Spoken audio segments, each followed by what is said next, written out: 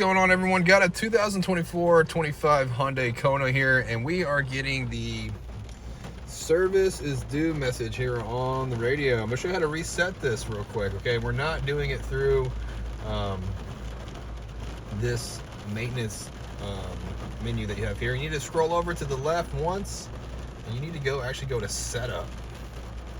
Then you're gonna go to vehicle. All right, convenience is way over here on the right. And right here we got service interval right here. We're gonna go ahead and reset that,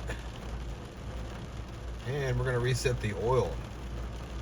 We just changed oil in this car, so let's go ahead and reset the oil. Change reminder. You can see this one's at 26%. Hit reset, hit yes. Now we're at 100%. Well, I hope this video was helpful, and if it was, I'd really appreciate it if you could hit that like button for me or leave me a comment.